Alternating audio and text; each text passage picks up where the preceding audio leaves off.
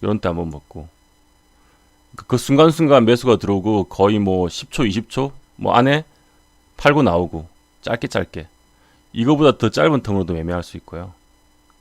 그리고 뭐 오후에 고가 돌파가 나오면 이런 때 쫓아가서 이런 거의 한 번 안에 거의 뭐 팔든지 짧게, 네, 이렇게 하는 게 스캘핑이고요. 이거보다 더 짧은 구간을 먹죠. 보통은 거의 뭐 1%, 2% 뛰기, 1% 뛰기, 순간적으로 이런 세력주에서, 네, 그렇게 하는 게 스캘핑이고요.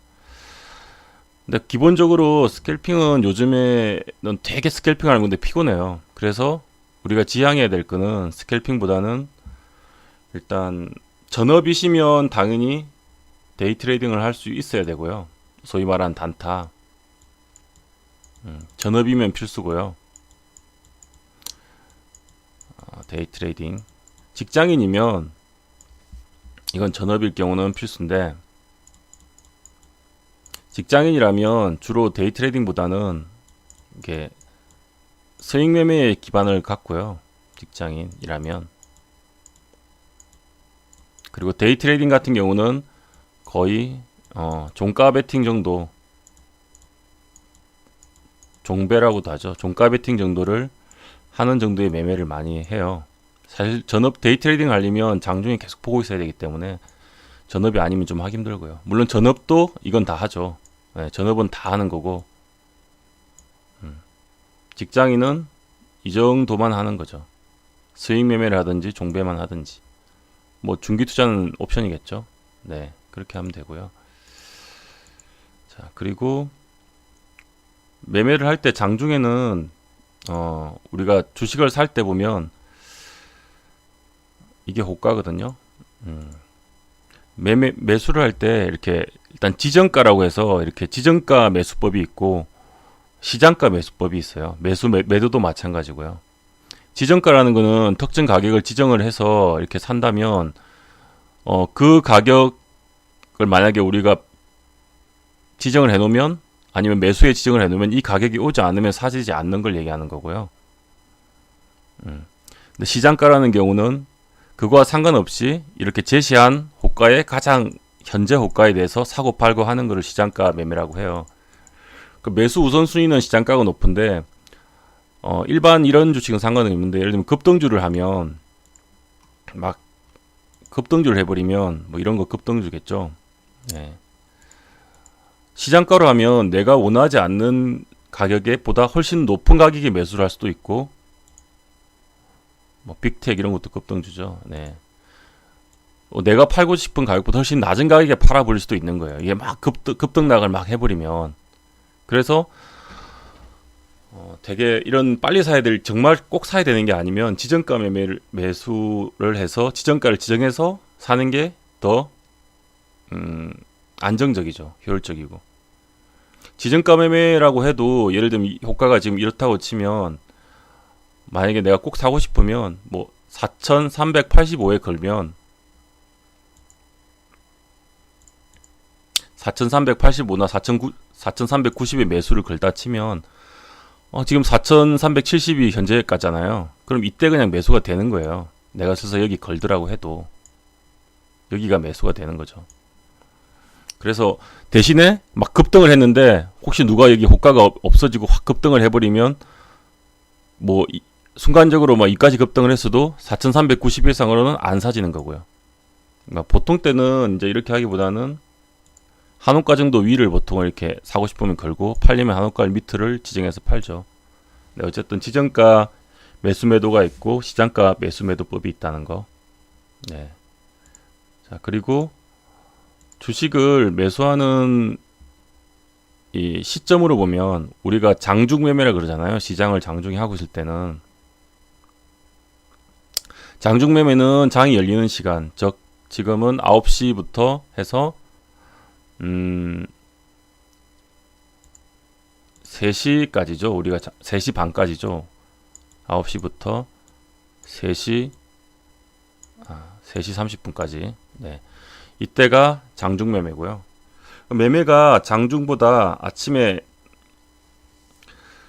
7시 반부터 보면 7시 30분부터 이렇게 8시였나? 8시 반까지일 거야 아마. 8시 30분까지 보면 여기는 장전 시간의 매매라는 게 있어요. 장전 시간에. 요 아래를 보면 이렇게 물량이 쌓이거든요. 여기가 쌓이는데 이 매매법을 하면 장전 시간에 같은 경우는 어제 매수됐던 어제 종가 있잖아요. 어제 종가로 사고 싶은 사람은 사고 팔라는 얘기예요. 이 시간대에 산다면. 그래서 여기서 이제 쌓인 만큼 이제 거래가 되겠죠. 어느 쪽이 높을지는 모르지만 네, 그렇게 매매가 되는 거고 장이 끝난 다음에 역시 3시 30분이면 아마 3시 30분부터 이게 아마 4시까지일 거예요. 내 기억이 맞다면. 네. 4시까지 해서 이건 장 후 시간 외에 거래라는 게 있어요. 네. 다시 얘기되지만 글자는 제가 마우스로 하고 있어서 좀 안 좋더라도 이해해 주시고 장후 시간의 매매 역시 끝난 종가 가격으로 여기 또 물량이 쌓이거든요. 끝나면 네, 거래를 할 수 있는 매매 시간이고요. 그리고 여기 9시부터 3시 30분 사이에 네, 이제 지울게요. 이거는 9시부터 3시 반까지인데 우리가 장매매가 여기서 시작하기 앞쪽에 10분 그리고 끝나기 전에 10분 여기는 우리가 동시호가라 그래가지고 동시호가로 매매가 진행돼요. 이게 무슨 말이냐면 10분간 여기가 실시간 체결이 아니고 이걸 호가라 그러거든요. 하나하나 제시하는 거를. 이건 매도 쪽 호가, 매도 1, 매도 2, 매도 3, 매도 4 호가. 이쪽은 매수 1, 매수 2, 매수 3, 매수 4 호가. 그래서 이게 막 진행되는데 이 동시호가라는 거는 그 10분간은 이 힘의 세기를 왔다 갔다 하는 거예요. 이게 살 사람 팔 사람을. 그래서 가격이 확정이 안 되고 계속 이게 왔다 갔다 하는 거죠.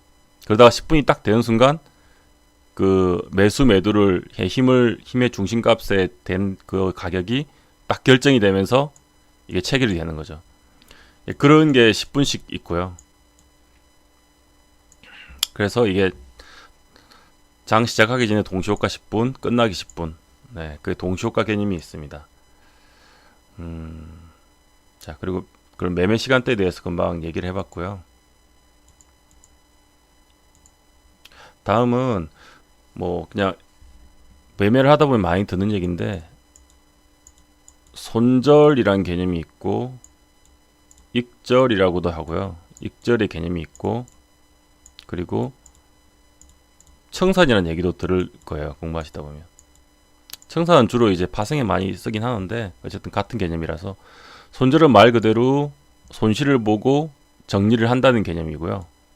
근데 여기서 착각하지 않는 거는 근데 실제 이유는 뭐 손해보고 정리한다는 뜻인데 또 이익 보고 정리하는 거잖아요. 근데 실제로 이제 실제 의미하는 바는 손절이라는 거는 손해와 손절이 다르다고 하는 게 손절은 크게 손해보지 않고 자르는 걸 의미를 해요. 주식시장에서의 개념은. 이 말은 단타일 경우 뭐 한 2% 이내, 수익일 경우 한 5% 이내, 마이너스, 네.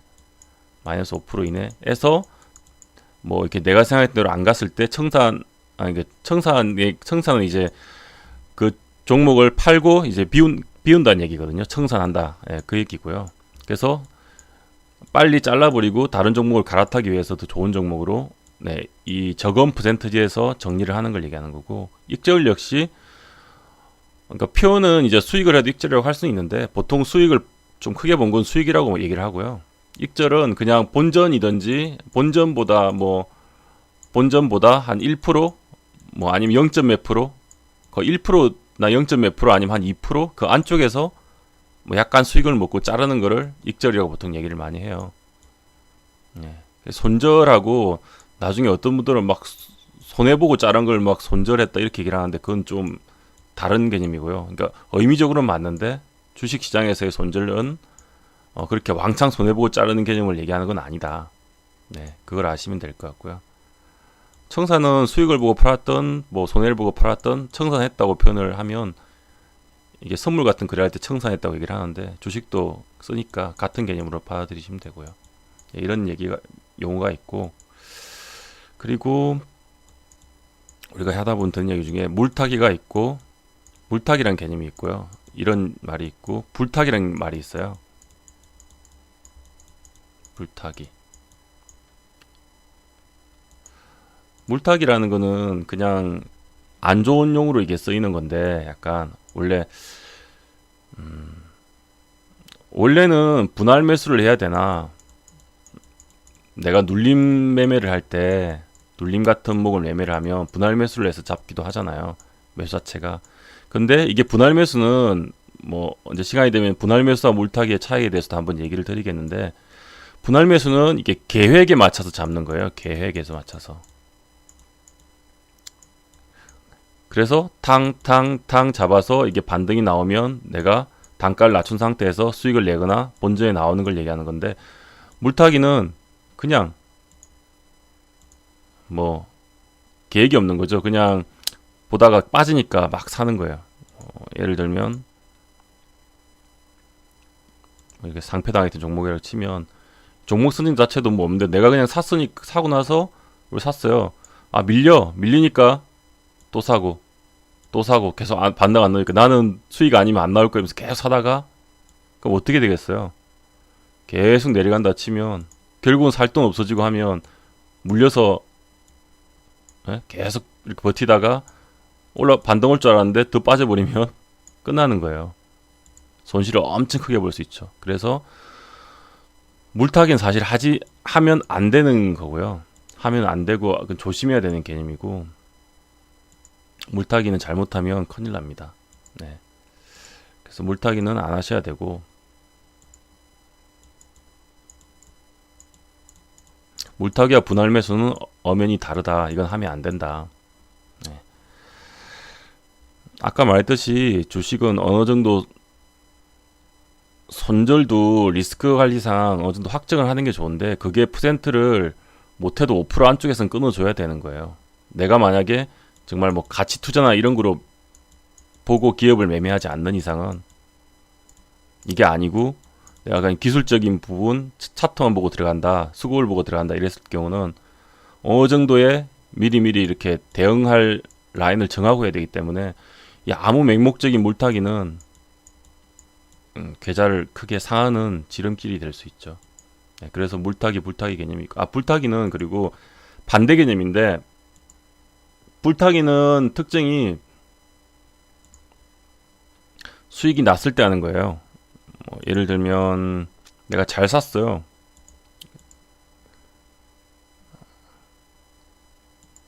내가 운이 좋아서 여기서 샀어요. 잘 샀어. 그럼 일단 수익이 쭉 나죠. 수익이 나고 그 다음 눌림목 같은 게 나왔을 때 내가 간다는 확신이 있으면, 추세가 살아있을 경우 여기서 추가 매수를 더 하는 거예요. 그리고 그걸 가지고 수익을 더 내는 거죠. 그러면 뭐 또 올려줄 때마다 이렇게 저항이 오면 조금씩 팔고, 또 내려오면 또 여기 눌림이 나오니까 또 사는 거예요. 개념이.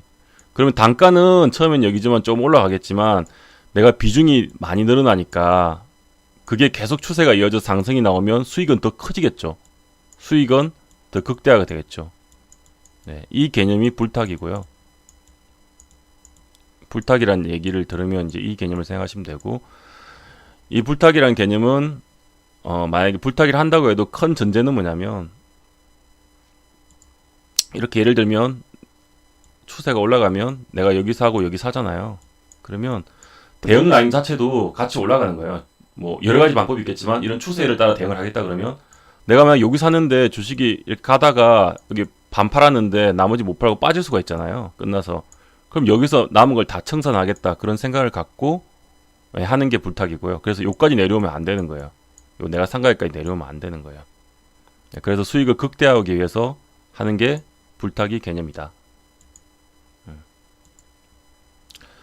자, 그리고 이제 용어 중에 뭐 뇌동 매매를 했다, 뇌동 매매를 했다, 그런 얘기도 있고, 그 다음에 뭐 존버를 한다. 네. 미리 얘기하면 둘 다 안 좋은 거예요. 뇌동 매매라는 거는 내가 어떤 계획에 의해서 시나리오를 세워서 사고 팔고 한 게 아니고, 그냥 순간적인 기분에 따라서 막 급등주 같은 경우 막 빵 오르니까 무조건 따라가다가 당하는, 뭐 예를 들면 S마크다. 이게 최근에 올랐죠. 근데 쭉 빠진 날이 있겠죠. 예를 들면 뭐 분봉상에 따라가도 뭐 이런 거라고 하죠. 예를 들면 이날이었다 치면 아침에 기다렸는데 막 올라가잖아요. 이게 쫙 올라가잖아요. 그러니까 처음에는 하다가 이게 막 가니까 요런 데서 이제 들어갈 줄 알고 팍 사는 거예요. 예. 근데 원래 매매 원칙상에 보면 이렇게 거래가 많이 실리면서 전날 뭐 이런 식으로 사면 안 되고 이런 타점에서 잡아줘야지 되는 거거든요. 만약에 한다면 아니면 눌림에 잡든지 해야 되는데 어쨌든 이렇게 잡아가지고 얘는 양호한 거예요. 실제로 확 빠지는 종목도 많으니까 그렇게 사서 뭐 확 물린다든지 아니면 빠지는 종목을 뭐 지지도 안 나왔는데 예를 들면 이런 거죠. 여기서 잡았다고 치면 여기서 많이 잡았다고 쳐봐요. 잤다고 치면 아직 제대로 된 지지나 그런 저점 확인이 안 되는데 계속 사는 거죠. 이렇게 막 사요. 그래서 더 빠져버리면 손해가 크겠죠. 계속 빠지니까. 그런 식으로 내가 의도치 않게 감정에 의해서 매매한 거를 내동매매라 그러고요. 그런 매매를 자제해야 되고 존버는 비슷한데 비슷한 게 아니고 존버도 하면 안 되는데 이게 아까 얘기 드렸던 상패온을 당해서 정리매매 나온 종목이잖아요.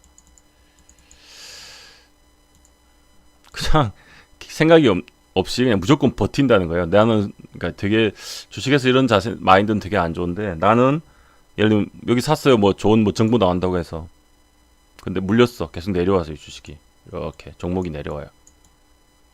근데 이 사람은 애초에 나는 수익이 아니면 나오지 않을 것이다.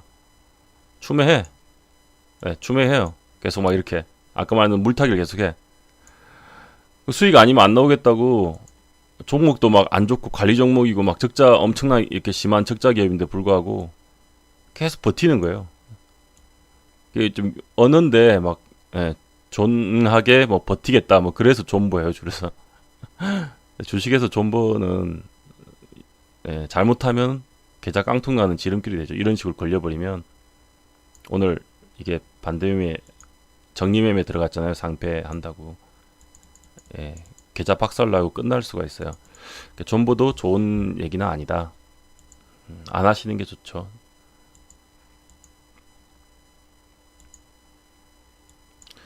자, 그리고 이제 차트에 대해서 얘기를 해볼게요. 매매에 대해서는 됐고 차트에 대해서 우리가 필수적으로 알아야 될 그런 용어들에 대해서 얘기해 보겠습니다. 첫 번째 드릴 얘기는 의외로 저는 이게 참 얘긴데 의외로 주식하면서 이렇게 막 이평선 다들 알 줄 알았거든요. 근데 의외로 이평선도 잘 개념을 모르시면서 주식하는 분들이 되게 많더라고요. 제가 지하철 타고 가면서 옆에 분이 이제 직장인 분인 것 같았는데 막 주식 이게 스마트폰에 주식 차트를 막 보고 계시더라고요. 그래서 흥미있네. 주식 요즘 역시 주식하는 분들이 많아졌다더만 직장인이신데 열심히 하시는 거 생각했거든요. 근데 재미난 게 이 차트 막 보시더만 어떤 종목을 보더만 그 다음에 검색을 하시더라고요. 네이버 들어가가지고 검색을 하는데 주식에서 20 주식에서 21 성이란 이렇게 검색하시더라고요. 성이란. 그러니까 당연히 이렇게 검색하니까 얼마 안 나오죠. 내용이 틀렸으니까. 처음에는 어떤 생각을 했냐면 이분이 오타를 쳤구나. 오타겠지 이렇게 생각했어요. 옆자리에 제가 앉아있다가 모르는 분이었는데 딱 보니까 이러길래 그래서 했는데 이분이 하니까 검색이 얼마 안 나오잖아요. 그러니까 자기가 검색 용어를 잘못 썼나 싶어가지고 이제 줄이서 쓰시더라고요. 주식 21 성이란 이렇게 치시더라고요. 여전히 안 나오잖아요. 이렇게 몇 개 안 나와요, 내용이. 그래서 속으로 이분이 오타가 아니라 진짜 뭔지 모르는구나 생각했거든요. 그래서 안 되겠다 싶어가지고 공부하시는 열정이 있는 것 같으신데 잘 모르시는 것 같아가지고 제가 어깨를 툭툭 치니까 이게 이어폰 끼고 계셨는데 깜짝 놀라보더만.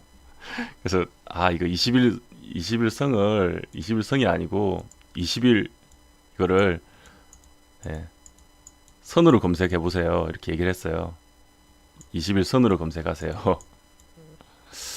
그러니까 20일 선이었어요. 이러더만 되게 고맙다고 그러고 딱 검색하니까 이제 자료가 쭉 나오죠. 이렇게 재밌게 보고 계시던데 이거 느낀 게 주식을 하시는 분들 중에 의외로 이게 기본적인 이걸 잘 이평선도 모르시는 분이 많겠다. 갑자기 그 생각이 들더라고요. 뭐 자세한 건 안 다뤄도 기본적으로 뭐 5일선, 21선 이렇게 얘기하는 거에 대해서 한번 그러니까 어떤 건지 알아야 되니까 보시면 일단 일봉상에 여기 20 써 있는 게 있죠. HTS를 깔면 5, 20 이런 게 기본적으로 깔려요. 기본 세팅이. 그럼 이 22 색깔이 노란색이잖아요. 그럼 여기 노란색 있잖아요. 이 선들을 이 기형기라는 선을 이게 20선인데 우리가 지금 일봉을 보고 있잖아요. 그래서 일봉산의 20선이라고 해서 21선이라고 하는 거예요. 21선. 이래서 21선이 되는 거고요. 5일선도 마찬가지예요. 일봉에서 보이기 때문에 5일선이 여기 있잖아요. 그럼 빨간색이죠. 이게 5일선이잖아요. 빨간색이면. 이렇게 돼 있는 거. 네. 이결 일봉상의 5선이기 때문에 5일선이라고 하는 거예요.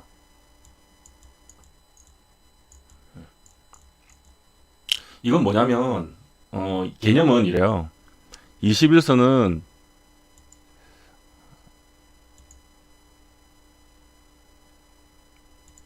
(21선은) 5일선으로 할게요. 5일선 21선 개념은 똑같으니까 5일선은 예를 들면 여기 5일선 있잖아요.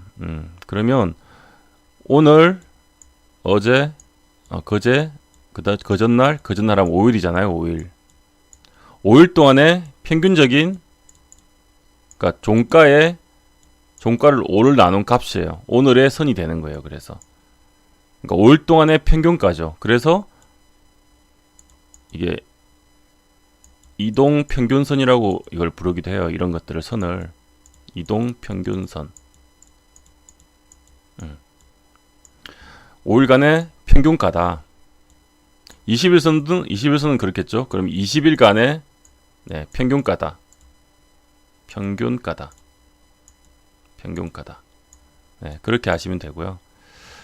한 가지 추가로 생각하자면 5일선이나 21선은 우리가 주식을 공부하면서 이제 지지선, 뭐 저항선 이렇게 해갖고 지지와 저항이라는 개념이 중요하게 생각되는데 이런 지지와 저항으로 작용할 수가 있다. 이런 21선이나 5일선은 지지와 저항으로 작용할 수가 있다. 그 정도만 일단 알고 계시면 되고 그래서 21선, 5일선이고 이게 일봉이니까 21선, 5일선이잖아요. 그래서 분봉을 가면 또 분봉상에 20선이 있고 5선이 있는 거예요. 그러면 똑같아요. 3분봉을 볼 수 있고 5분봉을 볼 수 있고 10분봉을 볼 수 있고 30분봉을 볼 수 있잖아요. 고를 수가 있잖아요. 그랬을 때 어쨌든 뭐 5선이라 그러면 30분봉이든 상관없이 이거를 똑같이 5개를 평균한 가격이 여기 있는 이 시점에서의 5일선이 되는 거예요. 그걸 연결한 선이 되는 거고요. 21선도 마찬가지로 여기에서 20개 정도를 그 평균치한 가격들의 마지막 여기 그 점이 나올 거 아니에요. 그거를 쭉 연결한 게 이거겠죠. 이거. 분봉상에 또 20선이 되는 거고요. 그런 개념입니다. 이동평균선의 개념은 얘기 드렸고 그리고 가장 많이 듣는 용어 중에 하나가 또 뭐 골든 크로스, 데드 크로스 이런 얘기가 있어요. 이거는 되게 쉬운 개념이니까 골든 크로스 또 데드 크로스라는 개념이 있어요. 데드 크로스. 이건 뭐냐면 간단히 아까 말한 5일 이평선이 있고 뭐 20일 이평선이 있고 또 뭐 120일 이평선이 있을 거 아니에요. 그러면 짧은 이평선이 단기 이평선이라 그러고, 짧으니까 긴 쪽으로 갈수록 뭐 장기 이평선이라 그래요. 골든 크로스는 이게 이제 추세를 보는 가장 간단한 기본적인 방법인데, 골든 크로스는 말 그대로 장기 이평선을 단기 이평선 이렇게 돌파를 해서, 아까 선을 얘기 드렸잖아요. 이렇게 올라오면 추세적으로 이제 턴을 할 수 있는 가능성이 있으니까 이런 모양이 된 걸 골든 크로스라 그러고, 데드 크로스는 말 그대로 이렇게 장기 이평선이 있는데 단기 이평선이 이 색깔로 할까요? 장기 이평선이 있는데 이게 뭐 예를 들면 뭐 21선이라고 하죠. 21선이라고 하고, 단기 이평선이 이렇게 5일선이 있는데 5일선이 이렇게 얘를 밑으로 하향 돌파하면서 가는 상태, 하락할 여지가 있는 상태를 일단 데드 크로스라고 얘기를 해요. 뭐 개념만 알면 되니까. 이거는 차트로 보면 뭐 이런 상태겠죠. 여기 보이세요? 21선을 5일선이 돌파했죠. 이 상태가 골든 크로스 상태. 21선이 이거죠. 21선을 5일선이 돌파했으니까 골든 크로스. 반대로 이런 거죠.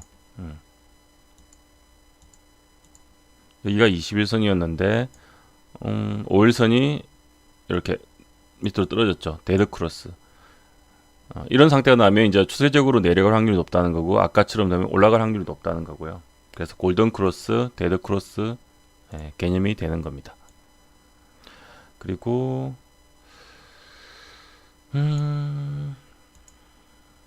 자, 주식을 하다 보면 가장 많이 듣는 용어 중에 하나가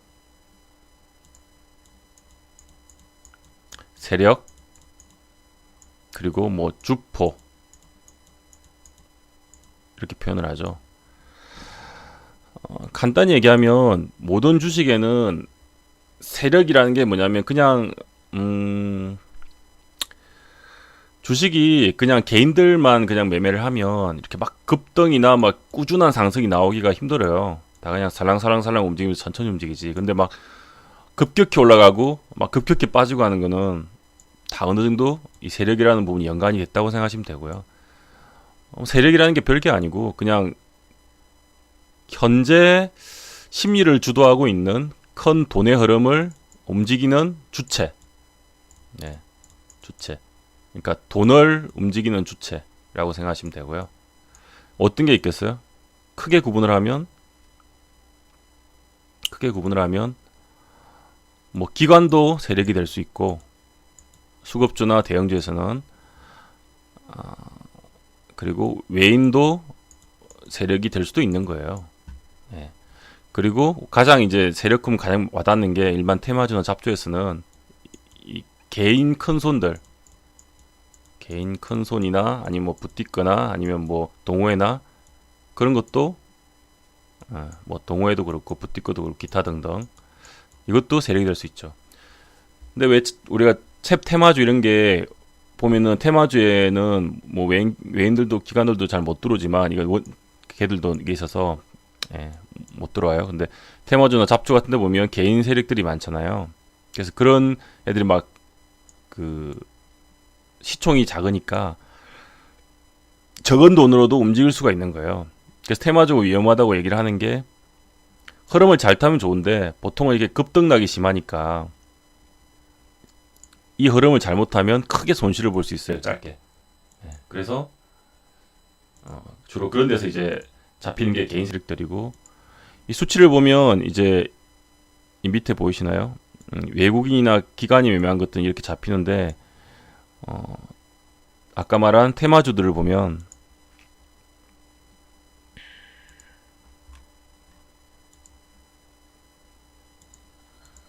어떤 예제가 있을까요? DSR 제강, 홈캐스트, 네, 홈캐스트는